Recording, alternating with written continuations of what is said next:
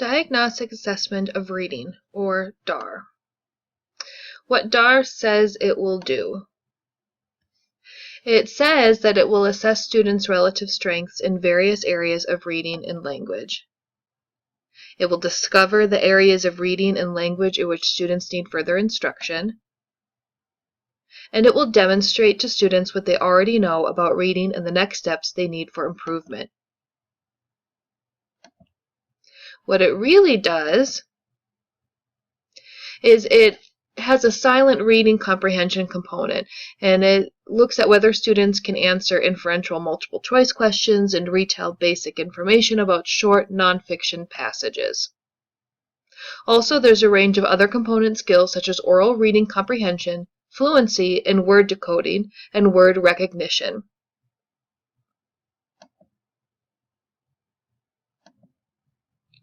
The skill components in DAR are reading comprehension, decoding, cipher knowledge, phenom awareness, letter knowledge, concepts about print, semantics, and phonological awareness. This is one of the most comprehensive skill components in the 5 that I looked at. There are several. It has really the most there. It's just missing a couple that some of the others have. A couple other ones have language comprehension, which DARS does not, but it has aspects to it that others don't, like it has semantics, and the other ones that I reviewed did not. Time, there really isn't a time constraint. In the reading assessment database, it says 20 to 30 minutes. In the other reference that I looked at, it said it takes students about 40 minutes to complete each section. So time is one of the drawbacks. It takes a lot of time, and you have to individually give this assessment to students. So it is a big time component. It's not as quick as some of the other assessments that are out there. The price is also pretty hefty. It's $247 for the manual, the student book, and 2 packages of 15 of the response records. Some other reading assessments, which do almost the same thing, have a lot of different skill components, are cheaper. So who to test with DARS? DARS is perfect for students that you want to test many subset scores because it will provide the most information about students who struggle with accurate or fluent word reading. There are 10 different texts across the K through 12 grade levels that vary in reading levels. So it's not just for elementary, it's not just for middle school, it's not just for high school, but you could use this across grade levels.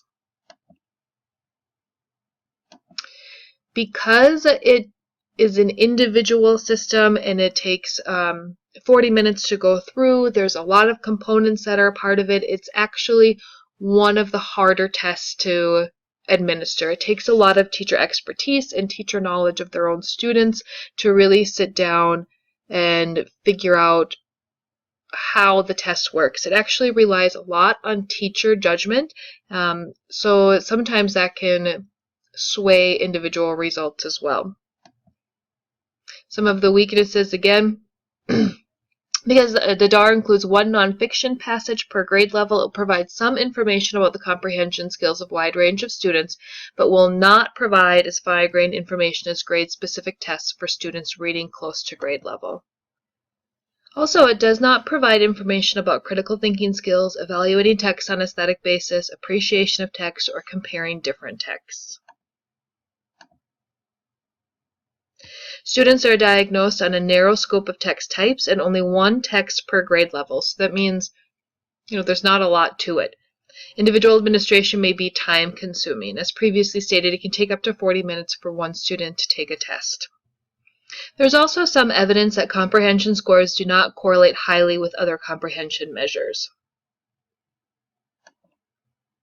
There are strengths to it, of course.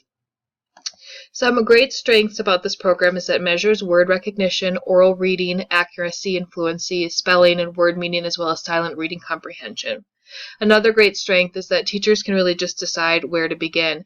It doesn't have a designated beginning point, so if you know your students well enough, you can put them sort of in the middle of the program if needed. It allows teachers to ask clarifying questions, so answers to students if answers are unclear. And when they ask those clarifying questions, it'll really help drill down which part of the strategies or which part of the question or the reading that the student is not understanding. It allows for measuring growth over time. And that's DARS.